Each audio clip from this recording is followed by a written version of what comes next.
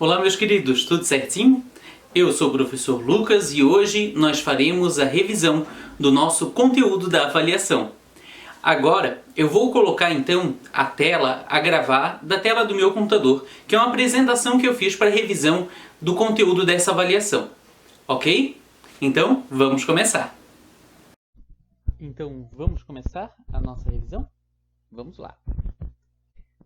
Pois bem, começaremos a nossa revisão falando sobre as revoluções industriais. A primeira revolução, ela foi marcada pela troca da manufatura pela maquinofatura, ou seja, aqueles teares, aquelas máquinas que antes eram movidas pela tração humana, agora elas passam a ser movidas pela tração de motores.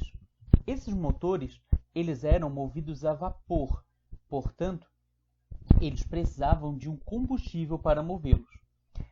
Esses motores, eles foram utilizando carvão. Num primeiro momento, o carvão vegetal e depois o carvão mineral, o que gerou um aumento exponencial da poluição, principalmente na Europa, onde a Revolução Industrial foi sediada.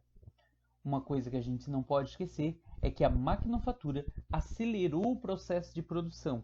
O que antes levava-se muito tempo para se produzir, agora se produz de maneira muito rápida.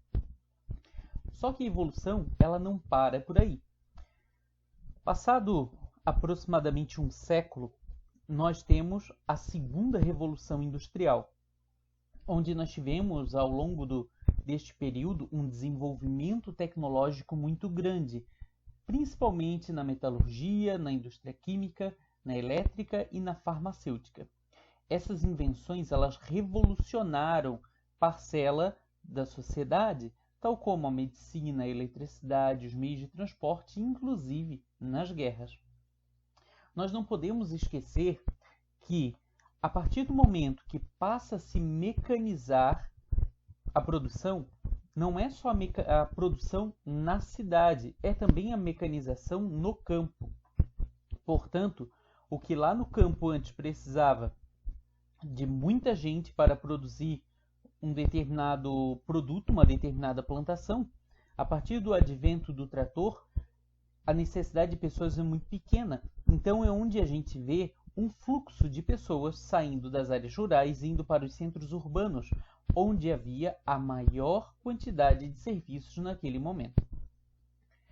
Neste período, a utilização dos motores a combustão passa a ser movido também ao petróleo.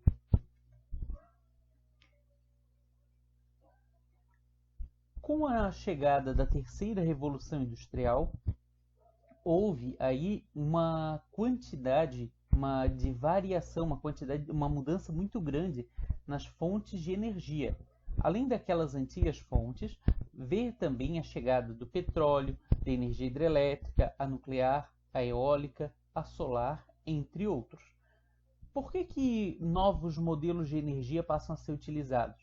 Porque, na verdade, existe uma preocupação com os modelos de energia que eram utilizados, principalmente devido à poluição. Então, a ideia é usar energia limpa, e foi por conta disso que houve o aumento do uso desse tipo de energia. Não podemos esquecer que também a indústria mudou devido à adoção de novas tecnologias, tal como o uso de computador e a robótica. Então, aquelas máquinas antigas, aqueles modelos antigos, muitos passam até a deixar de existir, porque nós temos aí o uso automatizado das coisas, a partir de computadores, a partir de robôs industriais. E isso, obviamente, acaba diminuindo o custo e o tempo de produção nas indústrias. Não podemos também deixar de falar sobre a questão da mudança no que diz respeito aos direitos trabalhistas e até mesmo dos modelos de trabalho. O que antes a gente via aquele trabalhador de carteira assinada, agora passa-se a ver muitos trabalhadores que passam a trabalhar por conta própria. Isso foi motivado também pela globalização, que no caso nós temos aí uma mudança nesse processo de produção, onde agora não se produz mais somente num determinado lugar, produz-se em diversos locais do mundo. Além disso, nós vemos também uma massificação dos produtos tecnológicos, principalmente aqueles que são ligados à comunicação e à internet. E o exemplo disso é o computador, o tablet, o smartphone, entre outros. Também nós vemos aí o aumento da consciência ambiental por parte da população. Já a quarta revolução industrial, ela mudou muito porque ela encurtou a distância. Já a terceira revolução industrial já havia encurtado.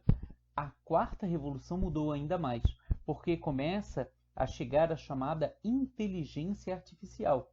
A inteligência artificial, ela serviu como uma evolução dos computadores. O que antes a gente precisava de uma pessoa para mover os softwares, agora nós temos softwares inteligentíssimos ligados aí a banco de dados e o resultado é que ele melhora a produção.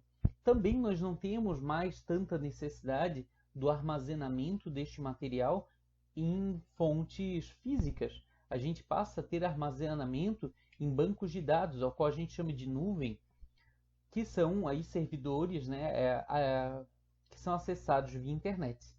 Então, aqui também surge uma chamada indústria que é chamada de indústria limpa, que é a indústria de softwares, de aplicativos para atender às necessidades da quarta revolução industrial. Não podemos deixar de falar da terceira e da quarta revolução industrial sem falar da globalização. Aqui no Brasil, nós temos um grande estudioso da globalização, que é o professor Milton Santos. Aliás, tivemos o professor Milton Santos, já não está mais entre nós. E o professor Milton Santos, estudando a globalização, ele passou a olhar a globalização não somente como as pessoas nos fazem ver, que é aquela globalização como fábula, mas ele também foi atrás para encontrar a perversidade do modelo de globalização e trouxe também propostas de novas possibilidades. Então, ele separou a globalização na fábula, que, como eu já disse, é como nos fazem ver, é como se fosse uma propaganda, uma face bonita da globalização. Mas por trás, que é como ela realmente é, ela é perversa. Então, existem muitas vezes muitos trabalhadores que são explorados, muitas vezes sem nenhum direito trabalhista, e existe também uma certa poluição, existe problemas ambientais relacionados à globalização, porque por trás da chamada indústria limpa, ainda é necessário que tenhamos aparelhos, como por exemplo os celulares, os computadores. Então, para fazer este material, a gente acaba extraindo recursos minerais em determinados locais do mundo e muitas vezes esses recursos são extraídos sem o menor cuidado. E aí, a proposta do professor Milton Santos é a globalização como ela pode ser, uma globalização mais humana, que dá possibilidades às pessoas e lhes assegura seus direitos, principalmente os direitos básicos, o acesso à saúde, à educação, à alimentação, entre outros. A globalização ela traz outros problemas consigo. Um dos problemas é a perda de identidade cultural, que são as perdas das tradições, que muitas vezes nós vemos aí culturas que acabam sendo muito mais fortes e sobrepõem aquelas culturas que são consideradas mais fracas. E aí um exemplo que nós temos aí são músicas, né? Músicas que muitas vezes fazem sucesso no mundo inteiro, contrariando aquela música tradicional, aquela cantiga de roda, aquela música que é da nossa cidade, que vem cada vez mais perdendo espaço porque já não é mais ensinada às nossas crianças, então a nossa tradição vem se perdendo. Outra situação é que devido ao mundo, entre aspas, estar menor, isso facilita a migração, faz com que pessoas queiram muitas vezes trabalhar em outros lugares no mundo para que tenham uma melhor qualidade de vida, entre outros. E aí, aquele país que recebe o migrante, muitas vezes, ele trata o migrante de uma maneira bastante ríspida. Devido, muitas vezes, a um nacionalismo extremo, as pessoas acabam praticando a xenofobia para com os migrantes que chegam em seus países. E aí eu botei aí como exemplos, por exemplo, ó, os africanos que vão para a Europa, ou haitianos e venezuelanos que vêm para o Brasil, entre outros. Outro problema, outro desafio da globalização está relacionado às desigualdades econômicas, que são aqueles países que muitas vezes conseguem alcançar um nível de desenvolvimento altíssimo e outros que não conseguem um nível de desenvolvimento tão bom. Muitas vezes esses países que não têm um nível de desenvolvimento tão bom, eles acabam sendo explorados pelos países que têm um bom nível de desenvolvimento. Uma outra dificuldade da globalização é o desaparecimento dos idiomas e dialetos. Levando em consideração todas essas características que nós temos na globalização, temos aí a necessidade de valorizar a cultura de cada local, para que essas culturas não se percam no futuro e que a gente conheça a nossa história. E aqui a gente volta um pouquinho no tempo e vamos falar da questão dos modelos de produção.